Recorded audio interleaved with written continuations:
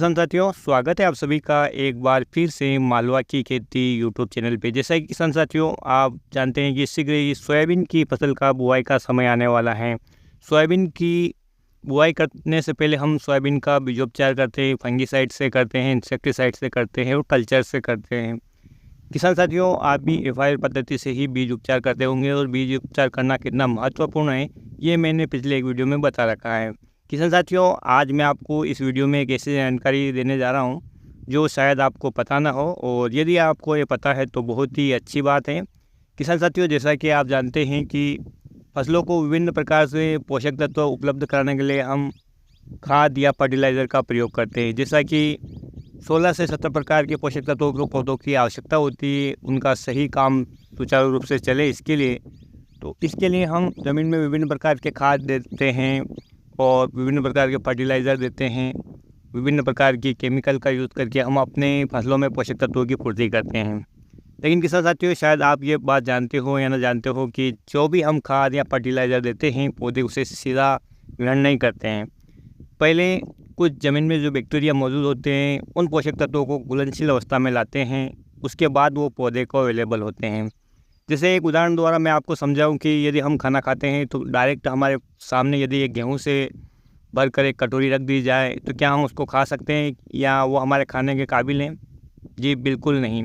उसके लिए पहले हमें उसको पिसवाना पड़ेगा, फिर उसका खाना बनाकर हमको खाना पड़ेगा। ठीक इसी प्रकार से जो ये बैक्टीरिया होते हैं ये इन पोषक तत्वों को घुलनशील अवस्था में लाते हैं और घुलनशील अवस्था में आने के बाद ये पोषक तत्व पौधे को अवेलेबल होते हैं।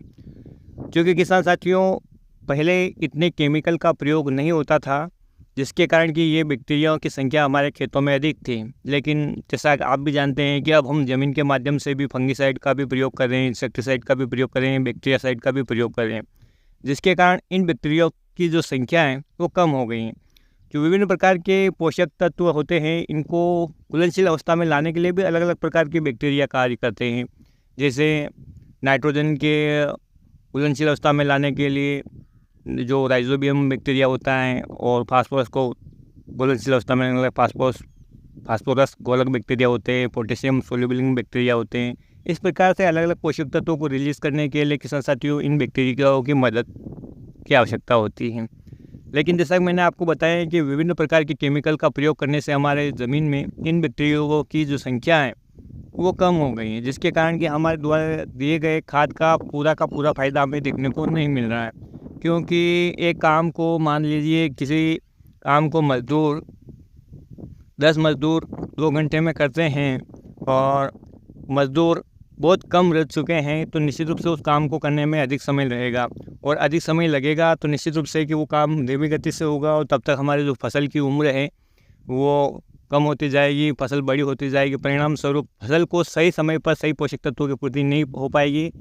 परिणाम ये होगा कि फसल कमज़ोर रह जाएगी। यदि फसल कमज़ोर है तो निश्चित रूप से कि आपका उत्पादन भी कमज़ोर होगा, चाहे आपने कितना भी खाद डाला हो। किसान साथियों, इसके लिए आपको ज़्यादा कुछ नहीं करना है, आपको वही तकनीक अपनानी है बीज उपचार की। पहले फंगीसाइड, फिर इंसेक्टिसाइड और बाद में कल्चर। किसान साथियों, आपने हमेशा राइजोबियम कल्चर से ही सोयाबीन का बीज उपचार किया होगा, लेकिन आज मैं आपको एक ऐसा प्रोडक्ट बता रहा हूँ जो चाहे आप किसी भी फसल में यूज़ कर सकते हैं, लेकिन यदि सोयाबीन में भी इसका प्रयोग करेंगे तो आपको रिज़ल्ट अलग देखने को मिलेंगे। आपके जो द्वारा दिए गए जो खाद है उनकी उपलब्धता बढ़ जाएगी।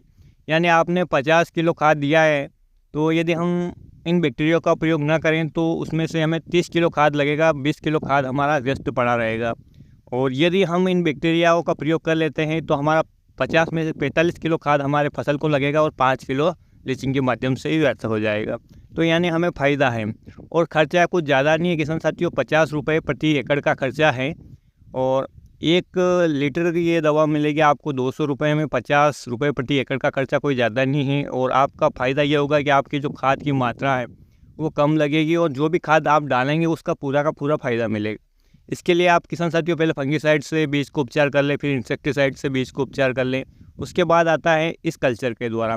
तो आप चाहे तो इन अलग अलग कल्चर के द्वारा भी इनका प्रयोग कर सकते हैं, लेकिन मैं चाहूँगा कि आप एक कॉम्बिनेशन जिसमें एनपीके तीनों के जो सोल्यूबल बैक्टीरिया है उनका प्रयोग करें आप। और ये बहुत ही बाज़ार में सस्ते दामों पर अवेलेबल हैं, लेकिन हमेशा आप जो ताज़ा एक्सपायरी डेट से पहले का जो भी बैक्टीरिया है मौजूद उसको लें, क्योंकि ये भी एक निश्चित समय तक जीवित रहते हैं, उसके लिए वातावरण चाहिए, उनकी खुराक चाहिए। तो आप जो पुराना बैक्टीरिया ना लें और नया बैक्टीरिया लें।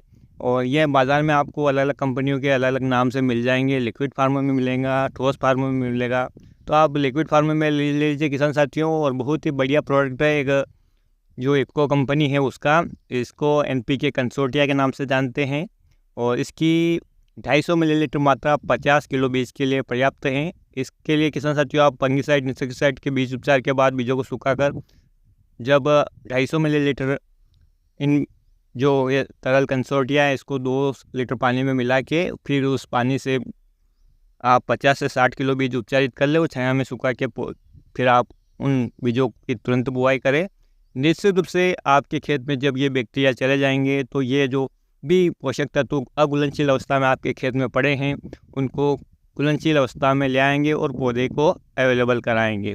किसान साथियों, ये जो बैक्टीरिया होते हैं पौधे से अपने लिए ताकत प्राप्त करते हैं या ग्लूकोज लेते हैं, बदले में उनको ये पोषक तत्व उपलब्ध करवाते हैं। बस इन दोनों का ये आपस में सहजीवी संबंध है। आपने माइकोराइजा के बारे में भी सुना होगा। ये माइकोराइजा भी एक प्रकार का कवक है या फंगस है जो मित्र फंगस हैं, और वो भी इसी प्रकार से कार्य करती है जिस प्रकार से ये बैक्टीरिया काम करते हैं। तो किसान साथियों, एक बार आप इसका प्रयोग करके देखें, निश्चित रूप से आपको रिजल्ट अलग देखने को मिलेगा। ज़्यादा क्षेत्र में नहीं तो सही, कम से कम 1 एकड़ में आप ज़रूर प्रयोग करके देखें। और आपको 200 रुपये लीटर में ये तरल कंसोर्टिया मिल जाएगा। और यदि ऑनलाइन आप परचेस करते हैं इफको बाज़ार से तो आपको 170 रुपये के आसपास ही पड़ेगा ये, और ताज़ा मिलेगा, यानी कि एक्सपायरी डेट का भी नहीं मिलेगा, नया माल मिलेगा। तो आप एक बार मंगवा कर एक बार बीज उपचार अवश्य करके देखें, और रिज़ल्ट कैसा रहे किसान साथियों आप फिर वापस आकर कमेंट में ज़रूर मेंशन करेंगे। रिज़ल्ट देखने के बाद आप आश्चर्यजनित रूप से चौंक जाएंगे कि यार इस छोटी सी चीज़ के बारे में मुझे पहले से पता क्यों नहीं था। तो किसान साथियों, आज की वीडियो में इतनी जानकारी थी कि उम्मीद करता हूँ कि आपको ये जानकारी पसंद आएगी। पसंद आए तो प्लीज़ वीडियो को लाइक कीजिए, अन्य किसान भाइयों के हित में ये वीडियो शेयर कीजिए, और यदि चैनल पर पहली बार आए हैं तो चैनल को सब्सक्राइब कीजिए ऐसे ही महत्वपूर्ण जानकारी प्राप्त करने के लिए। तो फिर मिलते हैं एक नए वीडियो में एक नई जानकारी के साथ। तब तक ख्याल रखिए किसान साथियों, आप अपना, अपने परिवार का, अपने पशुधन का। वीडियो देखने के लिए आपको बहुत बहुत धन्यवाद। जय हिंद, जय जवान, जय किसान।